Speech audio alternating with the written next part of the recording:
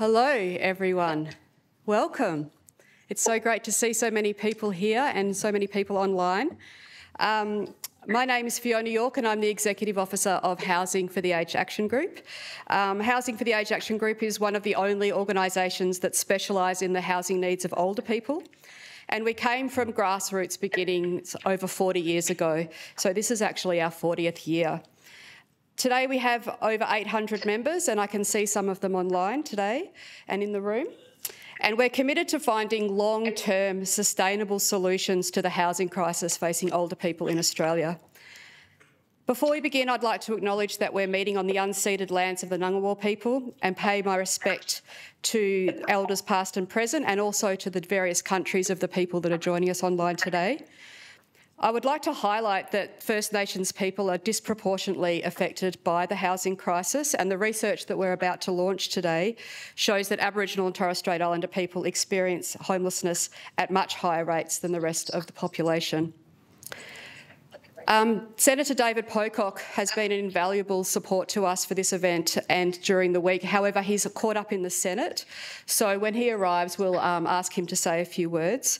But until then, I'd like to acknowledge his support and the other senators and MPs and members of the Australian Public Service who we've been meeting with in the last few days. Thank you for their time and their welcome.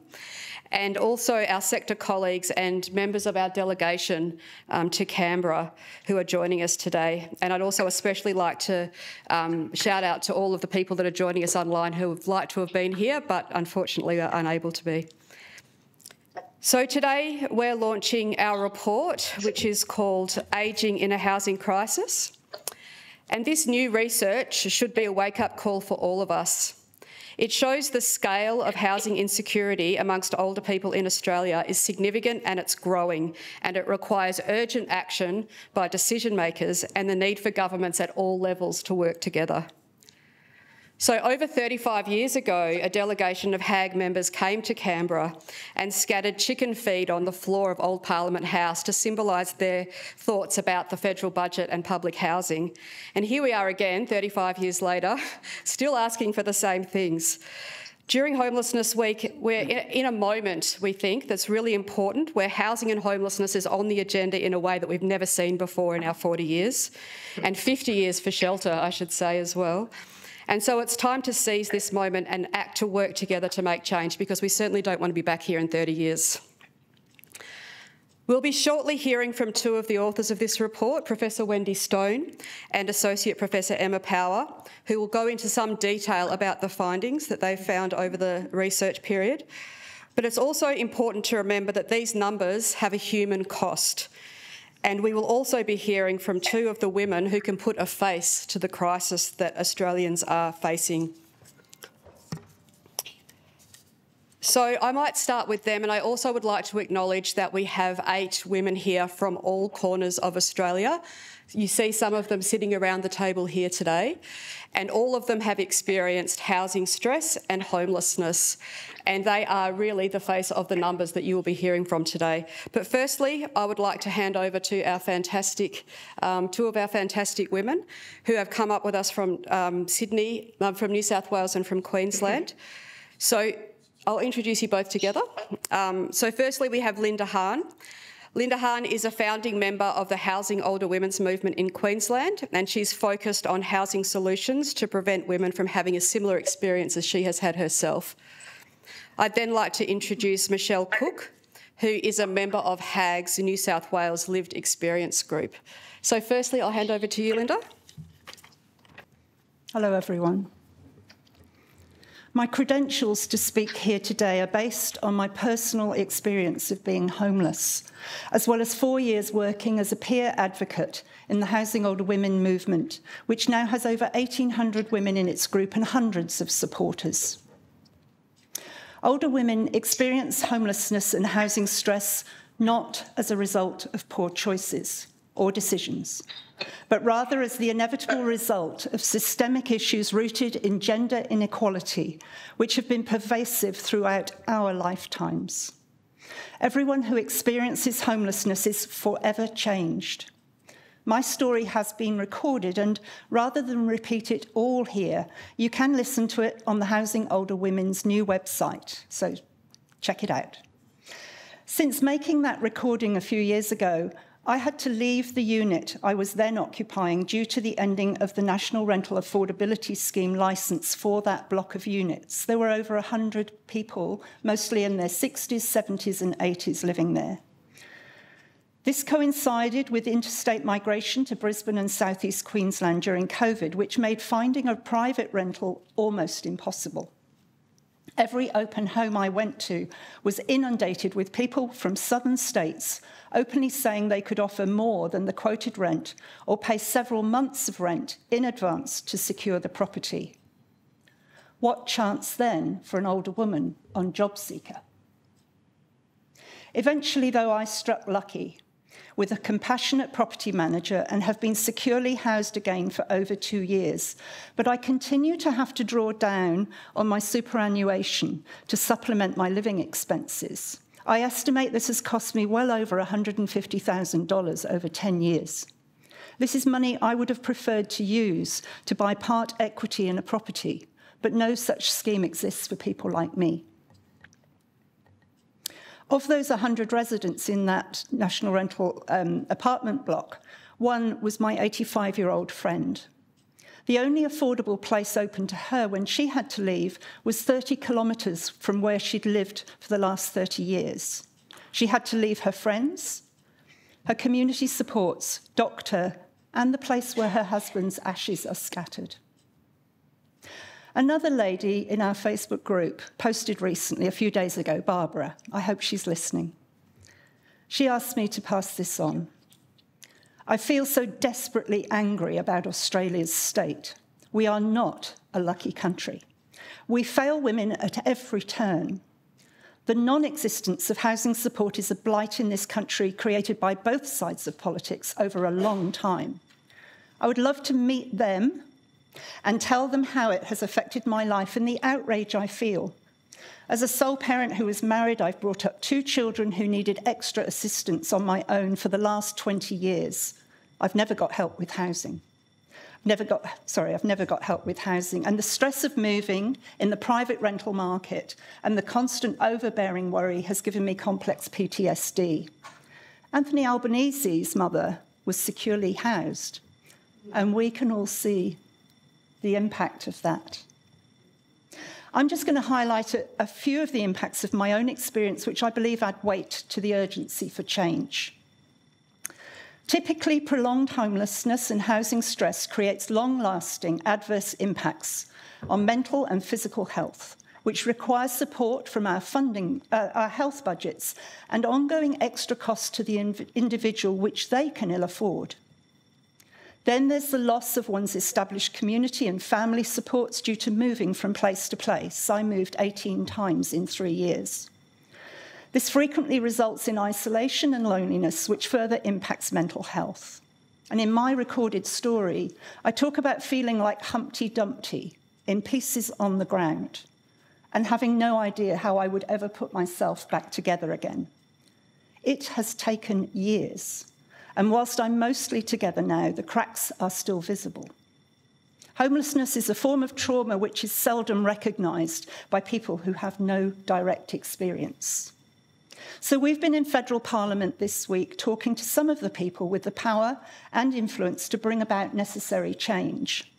The question now is, who in federal, state and local government has the courage, commitment, vision and leadership qualities to engage in an inspired and ambitious process to create more housing choice and enduring housing outcomes in Australia? Federal involvement in social housing beyond just an agreement with the states is a matter of political choice. We know from hearing women's stories that they want and need safe, secure, affordable homes with housing costs capped at no more than 30% of their very meagre incomes. Some want to purchase part equity and live in non-speculative as well as collaborative housing developments. A significant benefit of those developments is that can delay the likelihood of a resident needing to go into aged care in the future. A great example of a development like that is the Sharing with Friends co-housing model, which is being piloted as we speak on Brisbane's south side. So within our movement and within the wider range of advocacy groups, we have identified a range of solutions that would assist older women to achieve housing that is safe, secure and affordable, and can also lead to home ownership opportunities. In order to leave a better legacy for the women coming behind us, and there are many, we ask for urgent change to policy and legislation to address the gender pay gap and the other gendered inequities, which is what has led us and those we represent to experience homelessness in our 50s, 60s, 70s and 80s. Women in their 40s tell us they can see themselves on the same trajectory to homelessness already. Preventative action is needed now. We want them to have a better legacy than we did. Thank you.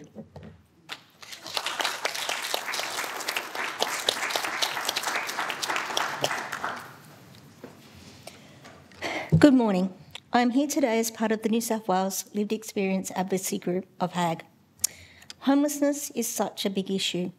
Whilst we like to think that it won't happen to you, all it takes is meeting the wrong person. My story starts when I thought I'd met a wonderful man. We fell in love, got married and had a baby. Unfortunately, my fairy tale was an illusion. It changed the day he tried to hit me with the baby in his arms. I distinctly remember back at the beginning, sitting in a safe room in the court, assaulted by the man who was supposed to love me forever. As is so common in the reasons for homelessness, mine started with domestic and family violence. When a local area commander sits in your lounge room and says, an AVO is just a piece of paper, you know the system is broken. But for me, though, the original domestic violence wasn't as bad as the post-separation abuse, the financial and legal abuse that was to follow. I had worked hard. I have a university degree and a professional job. I had paid the deposit on my house, the mortgage from the outset, and for more than 5 years whilst going through the family court process. He simply refused to settle. The mortgage from the outset, he refused to settle. He wanted to force myself and my children from the place we loved, the place we called home.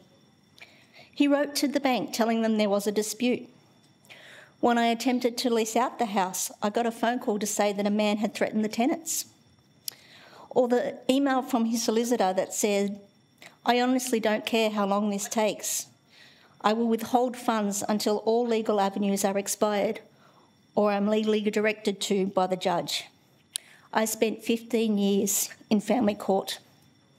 My home was lost because of a court system that refused to enforce its own orders. The Office of Legal Services found his solicitor in breach of professional duty. The Law Society sat on the case for another 7 years. I remember ringing the services, before HUG, for those set up for people in need. You go from organisation to organisation, government-funded, charities.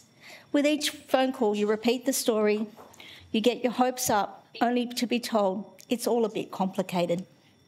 The financial assets and security I had built up in 25 years of working had been destroyed by a 2-year marriage. Although I was capable of paying my mortgage, the bank simply refused to refinance because I was now a single woman with dependents. Banks require a full-time job as a prerequisite for a mortgage. And since this time, I have seen wage theft, underemployment, and casualisation of the workforce. I gave a speech last year. The headline in the paper was about the struggling single mum. I didn't recognise myself in the story. It certainly wasn't what my speech was about. I am now in my 50s. My daughter has grown up.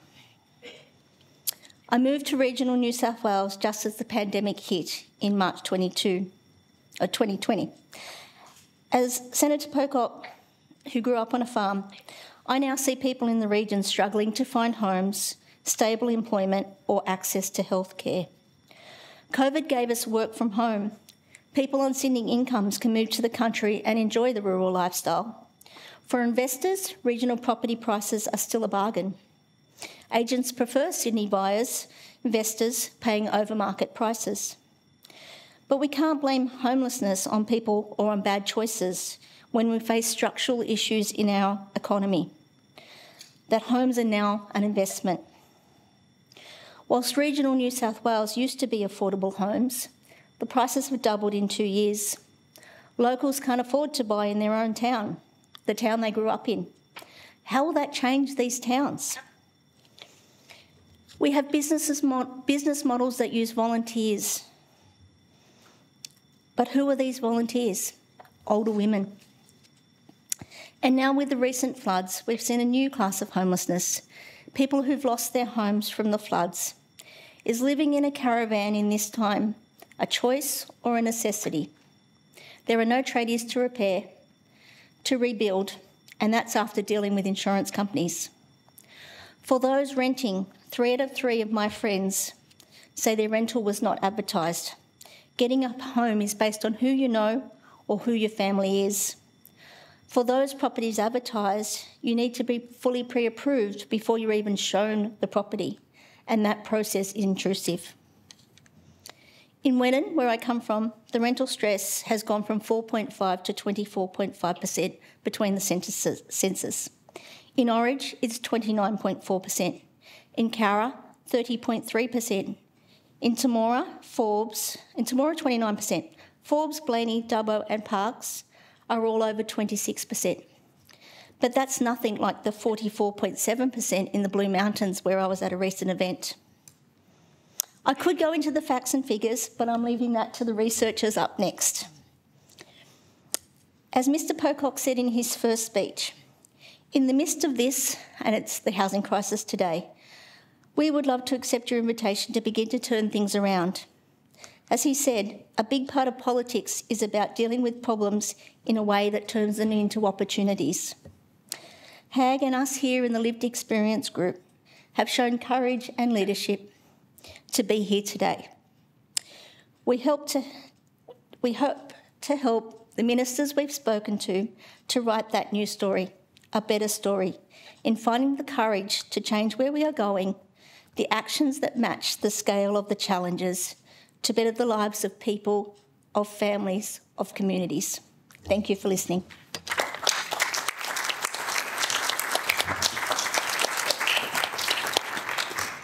Thank you so much. They are just 2 stories of many that are represented in the data that we're about to present today. Unfortunately, the 2 women that have spoken today are not in stable housing. Some of our cohort that have come up with us this week are now in community and public housing, and the change that that's made in their lives is it can't really be underestimated. Professor Wendy Stone is the Professor of Housing and Social Policy in the Centre for Urban Transitions at Swinburne University of Technology in Victoria.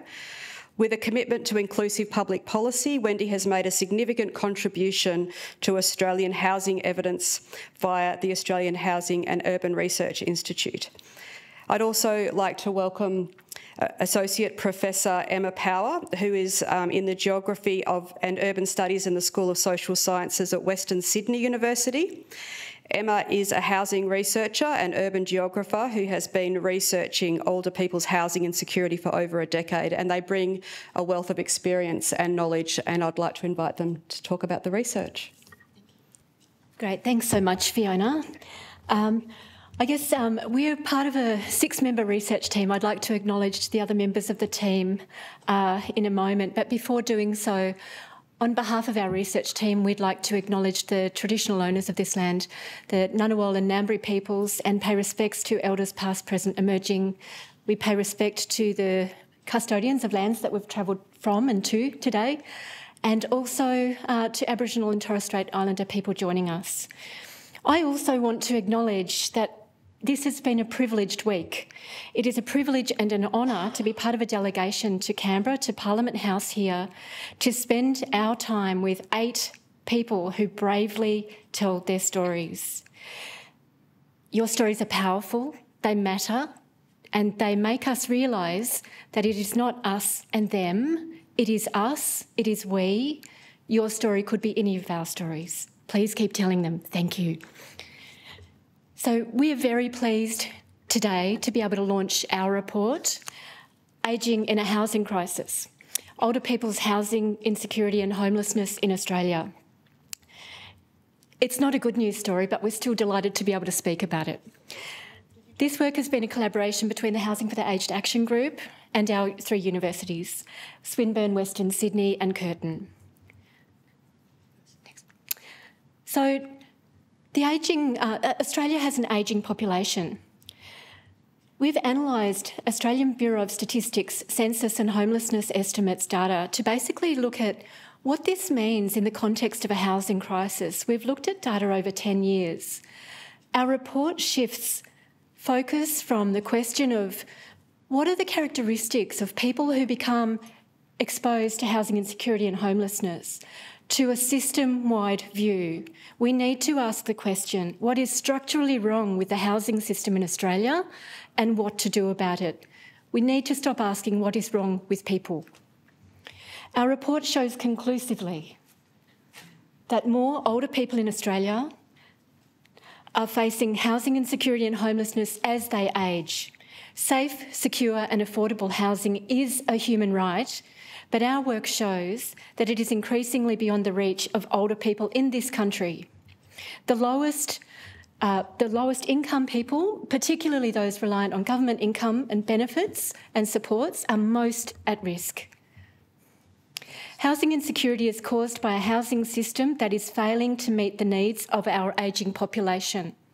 Sitting behind the crisis is a series of interconnected failures linked to previous and current policy choices that have enabled the financialisation of properties in Australia over homes. This afternoon we will step you through a few of our key headline findings, and I would also just like to acknowledge that Senator Pocock has joined us. Thank you. So next slide. So, okay. Yes. So let's start off, first of all, with the Great Australian Dream. The most secure housing tenure in Australia has been home ownership.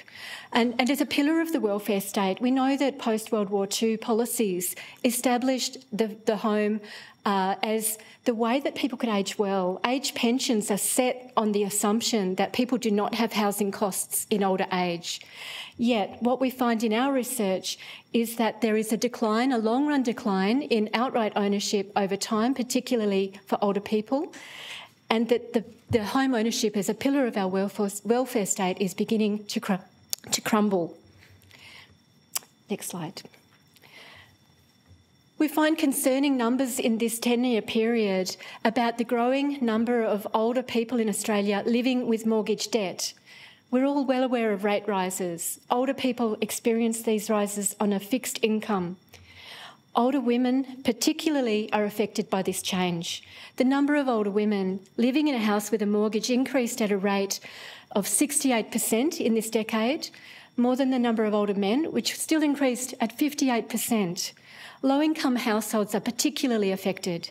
The number of old people living with low incomes, paying mortgages, has more than doubled in a decade. This outstrips the pace of population ageing. So it's disproportionate to the ageing of the population. What we do not have in Australia at the moment is a housing assistance model to maintain people in their own homes. Mortgagees are struggling and they need help. And while mortgage debt in retirement years is of concern, perhaps greater concern is the flow-on effect this mortgage level has beyond home ownership. 1.5 million older Australians now live with mortgage debt. Not all of them will maintain those mortgages. Many will fall into the private rental sector or straight into homelessness. This slide shows that in the decade to 2021, the number of older people living in the private rental sector increased to nearly 700,000 older people. This represents a 73% increase, or nearly 300,000 more people than a decade earlier. Again, disproportionate growth to the population ageing. This increase is significant because it is more than double that age growth. And again, we see that women are particularly affected. The number of older women renting increased by a rate of 77%. And what these statistics mean is that more older women, older men, are exposed to housing insecurity of renting, rising rents in a sector that is lightly regulated by international standards and is far from fit for purpose. This is a sector where 6 and 12-month leases are common, and we know that age-based discrimination is rife. Ageing well or in place in this context is very difficult. In addition to tenure insecurity, we've looked at housing affordability stress within the private rental sector. If you think about an income spectrum, we're looking at the lowest 40% of people's incomes. People living with the lowest incomes in private rental in older age are paying unaffordable rent. In the lowest income group, those reliant on government benefits, which are job seeker and age pension, only 19% are paying affordable rent, and many are paying severely unaffordable rent rather than paying for food or for heating. The lowest income households are absolutely in crisis. So this interconnection of system failures indicates a housing system that no longer accommodates older people well in this country. The trends we identified are forecast to grow, in fact burgeon, unless coordinated policy changes across the housing system are made. Older people experiencing the most acute burden of these trends are living in marginal housing or experiencing homelessness, as there is insufficient social housing, which we need more of. Our report shows that we must act both urgently as well as having an eye on the mid-range and long-term plan. As Emma will explain, the impacts of acting now are urgent. So thank you. Next slide. If you don't mind, Emma, I might ask Senator David Pocock to come and say a few words before he gets dragged off to the Senate again. Thank you so much for joining us today. You've been invaluable support, and we really would like to acknowledge, for those that don't know, Senator David Pocock was elected to the Senate last year and is the first independent senator for the ACT. So welcome and thank you.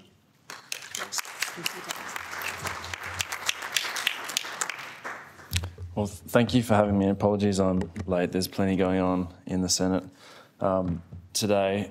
Wendy, thank you for all the research you've done. Everyone here knows how dire things are.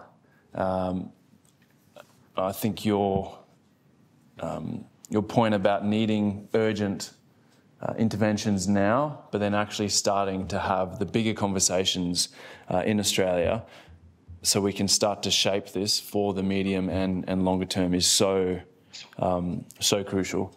Really want to thank all the delegates that have travelled to Parliament House. I think it's so important that we're not just talking about statistics. You flip through reports and you see them, but to actually hear the stories of people. Is this it? Oh, apologies. I'll try and get back up here, but... Thanks for your time. Thank you. Cheers. Watch this space. Next exciting episode. It's the cliffhanger. Emma, would you like to jump in? So look, what the numbers that Wendy set out a moment ago look like in the lives of older low-income people in Australia is stress and crisis. I've documented that stress and that crisis in my research with single older women who live in the private rental sector. The women that we interviewed talked about the struggle to afford just the day-to-day costs of living. The cost of rent forced many of them to cut back on food. So many women were reliant on food banks just to survive. They struggled to afford their bills, and they'd cut back on essentials like heating and cooling so that they could stay afloat. Women would tell us, though, about how they'd go to bed in mid-afternoon so that they could stay warm under the blankets because they just couldn't afford to put the heating on. One of these women, Sophie, she explained to us how she saved energy by only cooking every second day. She said, "I don't iron. My damn washing machine doesn't go. I haven't got an electric heater. I don't have a fan up here. I don't have air conditioning." She cut down on food to meet her expenses, and she consequently lost weight. Some women reported being so afraid of an eviction notice or a rent increase that they experienced anxiety just checking their letterbox and opening their email at night time. In the past, older people who live on low incomes might have found a secure home in the social housing sector. And when I met older women who'd been offered a house in social housing, I asked them what it meant, and the response was nearly always the same. They would pause, their whole body would relax, they'd get tears in their eyes, and they'd say to me, "This is my home, I will never need to move again." Many felt for the first time in years like they had control over their future. Our report shows that these times are past. The number of older people that live in social housing has decreased as a proportion of the population. And while the number of older people living in social housing has increased in the last decade, it is at a rate that is much slower than the rate of population growth in this age group. What this indicates is a failure to meet the needs of our ageing population. And the next one.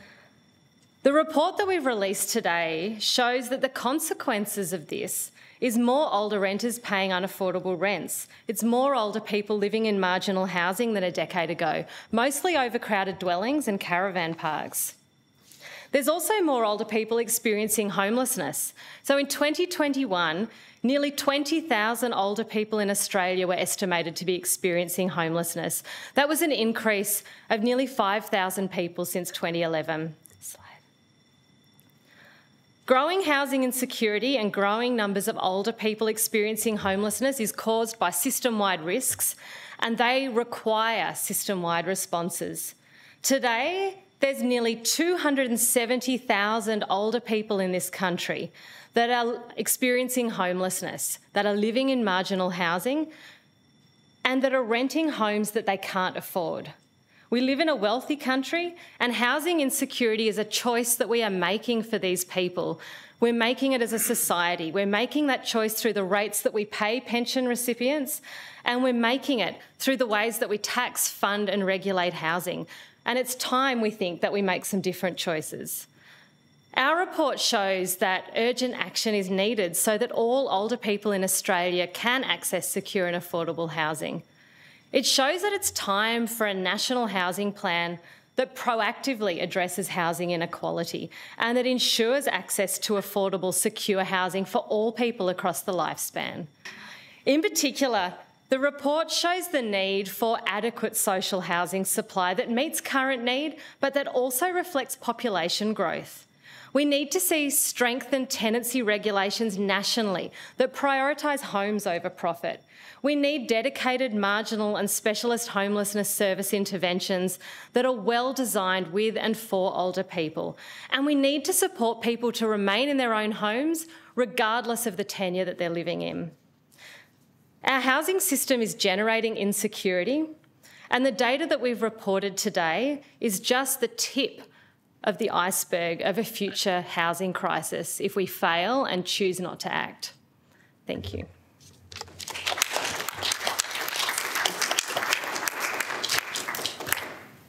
Thank you so much to the team of researchers and to the delegation of older women that have come to Canberra. On the basis of this research and the stories that we hear every day about how the housing crisis is affecting older people, Housing for the Aged Action Group is calling on the federal government to take action.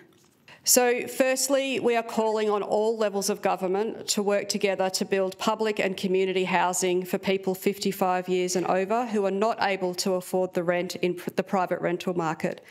This must include, at a minimum, housing for the nearly 270,000 older people who are currently renting in the lowest income households, living in marginal housing and experiencing homelessness.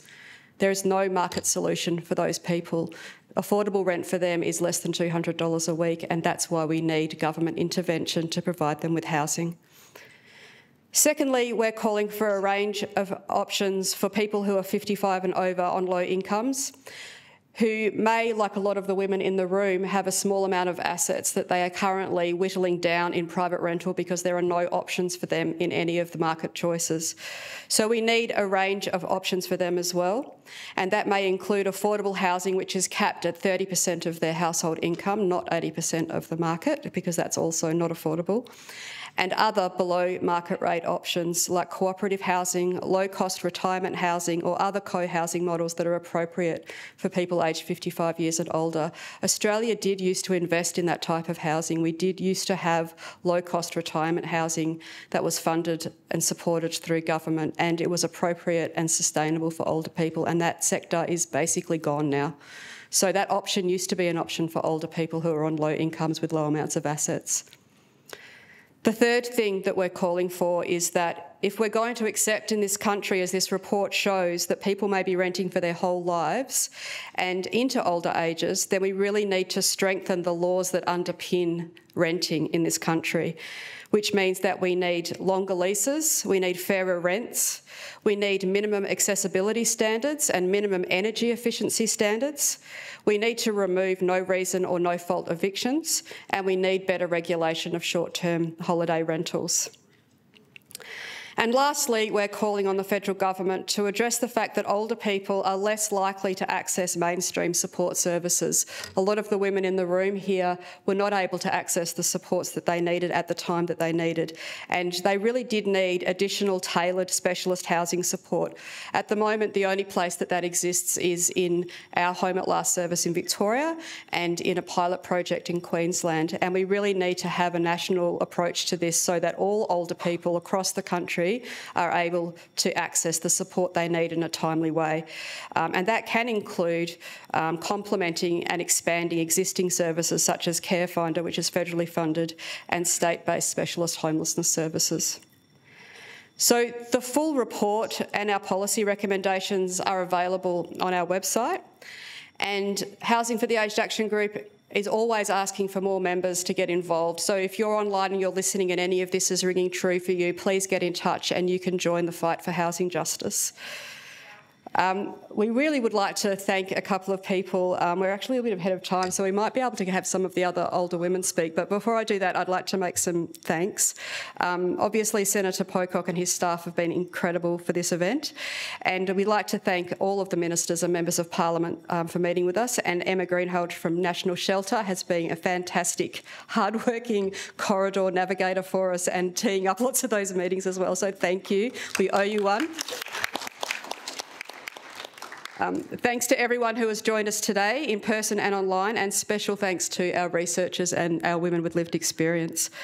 So given the Senate's priorities, we are a little ahead of time. So I'm wondering if any of the other older women would like to say anything, or if there's any questions from the audience. How are you feeling around the room? Does anyone have any questions from the audience? I might have to repeat them for the online if anyone does have any questions. Given what we expect, which is cabinet-level discussions about some of that stuff about regulating the rental sector, which has been pointed out as being too lightly regulated, and your recommendations today, what do you think is squaring up in terms of the national conversation that's hitting those buttons or not? Yeah, so that was Tony from Equality Rights Alliance, and she was asking about how we think National Cabinet might be addressing the rental reform question. Is that a fair summary? Yep. I think for the first time we're actually seeing a conversation where all levels of government are working together on this, which is great. We often see that the buck is being passed on who's responsible for this. So the fact that they're all sitting down at the table together and talking about it is fantastic, and 80 organisations across the country signed on to a letter that requested that minimum standards be applied to housing, that there be no reason notices to vacate abolished, and that we get consistency. But what we would like to urge is that's not consistently bad. We want to see consistently good. So all of the states are uplifted together around their rental standards. I'm actually feeling quite positive about this. I think we could get some reform in this space, and it's really sorely needed. So from my perspective and from the conversations we've had in the last couple of days, I feel like but we are making some headway in this space for the first time, so that's good to see. ACT Shelter? Travis Gilbert from ACT Shelter. The Productivity Commission again recommended recently moving people away from rebated rent and security of tenure in social housing onto a kind of a voucher system because of the disproportionate assistance it sees people receiving on the same incomes. And a person on the age pension, even with CRA, is $216 a week worse off than a person in the private rental market in Canberra. How would the Productivity Commission expect that person to eat, feed and clothe themselves and address medical needs that increase as we get older? I think that, I don't know if the audience could hear that, but it was discussing the Productivities Commission's recommendation of a voucher system to get people out of social housing? It was to equalise the level of assistance, and their preference was for kind of an enhanced rent assistance model. Oh, it was, yeah, so basically an enhanced rent assistance model for people. I think all of the people around the table would attest to the stress of being in private rental. It's not just about affordability, though it very much is about that. It's also about the fact that you can be evicted at any time, that leases are short. And when you're an older person, it is really extremely difficult in a way that maybe not so much for younger people, in terms of moving, the cost of moving, the being uprooted from your what you know. So absolutely not in terms of a solution long term, and in terms of the affordability and the cost. What's the cost of not doing anything?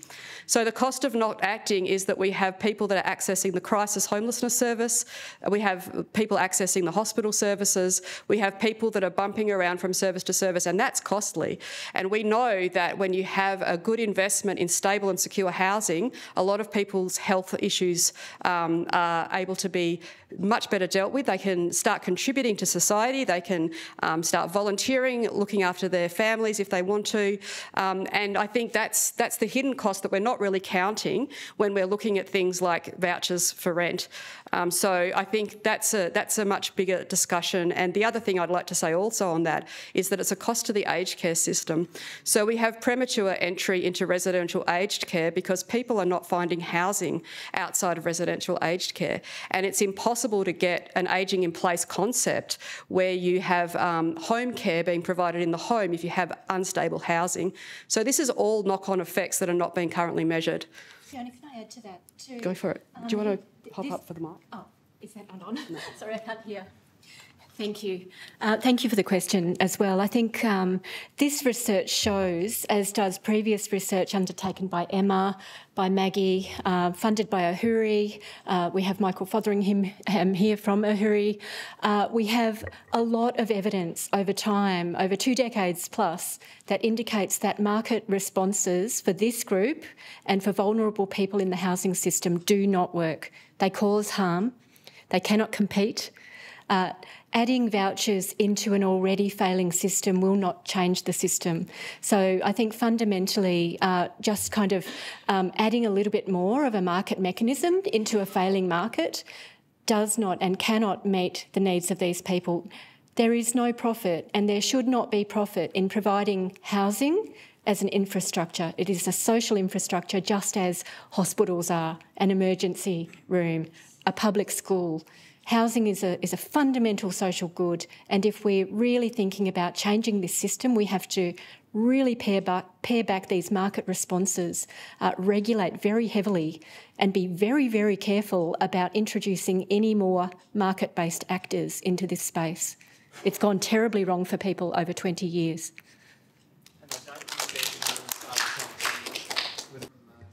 Queensland Shelter. A question to you, or to maybe Linda, who's here from Queensland. This new supply that we're trying to get up through the legislation that's in front of the Senate at the moment, and some of the other initiatives that have been discussed by the federal and state governments, how important is it where that supply goes in terms of location? I just wondered if someone from the group has a view on that in terms of location, greenfields versus infill development, that type of thing. Sure. So the question for the audience was, it was from Jackson from Q Shelter, wondering about the location of the supply that's been discussed. Do you want to talk to that? Yep. Maybe someone else can join in. So thank you, Jackson, for that. As an older person, the most devastating thing is to have to leave your known environment. It's so, in fact, we've talked about it being here in Canberra. We're sharing a house, three of us, or an apartment thing. And I've nearly forgot my medication this morning because it's not where it normally would be, and I would normally do that as part of my routine. There are health impacts from being homeless that last your lifetime. And any change to that routine and those supports is devastating. So for older people in particular, staying connected to their known supports is vital, which infers that moving people out, like my dear friend who had to go from Scarborough to Murrayfield, that was a really big deal for her. So, yeah, I think there's that part of it. And I think the other thing that we've been trying to talk to here is about making affordable housing for everyone, not just us as older people, available in perpetuity. And we talked with the Housing Minister this morning about that. There are many other countries who've done this through mechanisms like community land trusts and other ways. There's plenty of ways, because land is obviously the main issue in terms of housing costs. And I always want to acknowledge at this point that this land was never ceded. I'm a migrant. I live here for a number of reasons, and my younger family, my son, daughter-in-law, grandchildren are here now, and this is my future. I've been here 20 years. But there is, I think, an issue around land in this country that is perhaps, it's a bigger question. I can't go there, but I just like to acknowledge that. Yeah, that's my quick answer. I don't know if someone else has another response to add to that. Thank you. The question was, where should housing be? And I think it needs to be wherever people are. The women who are in this room have brought up families, they've worked, they've contributed to community all over the country, in rural areas, in suburbs, in cities. And to say that the housing should be in one or two places is to say that those people don't have a right to age in place in the communities that they're in, and that's really problematic. What's been so incredible this week, hearing these women's stories, is also hearing about the huge amounts of community contribution each of these women make. For some of them, it's caring for grandchildren and their own children. For some of them, it's getting out there as activists, as workers in the community, and we need that everywhere in the country. And so that's part of the reason that when we talk about affordable housing for this group, we're stepping away from some of those state-based definitions that say affordable housing is 75% of the market rate, because that is simply not affordable if you're in the centre of Sydney or the centre of Melbourne or some of the big regional centres. And that's why affordable housing for this group needs to be capped at 30% of income, regardless of where it is in the country. We've probably got time for one more. Yes, Wendy. Wendy, Housing and Community Housing Industry Association. It's really to leave you with two offers, if I'm the last person to speak. And the first thing is that we don't want to talk about housing as an investment. However, we do want to talk about housing as essential infrastructure. So we plan roads and we plan rail and we plan digital stuff, but we don't really plan for the housing that all Australians need. So one of Wendy's Stone's colleagues, Andy Nygaard, has been working with us so that we have a tool, which we hope we're going to be launching fairly soon, which allows us to estimate what the benefits are to the individual, also to society, and that thing called the economy that we talk about as a person as well. Now, Andy is one of those people that loves the research, and it has to all be peer-reviewed, and we have to make sure that we're not overestimating any benefits. So we don't have the benefits that come from housing older Australians. We've got domestic and family violence, ex-offenders. So the first offer is to work with you so that we can add that to the tool. The second one is older people come in all shapes and sizes. You know, I'm an older woman now and I have a certain type of housing need. Maybe when I'm 80, I'll have a different one. I'm used to sheltered housing in the UK. Dreadful name, but it's self-contained accommodation. It's low rent. We would like to work with you to think about putting forward that model as part of the social and affordable stock that we build when we build 30,000 and hopefully a lot more as well. Thank you. I'll just repeat that for the audio. So that was Wendy Hayhurst from the Community Housing Industry Association with two offers. One is that they are working on a measure to measure the value of having someone securely housed, and their tool currently doesn't include older people, although it does include other things like family violence.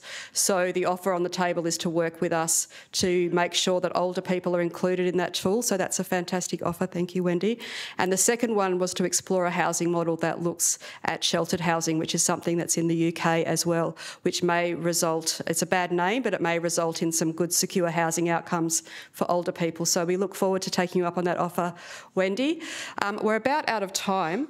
Thank you again, everybody, for joining us online and joining us in person.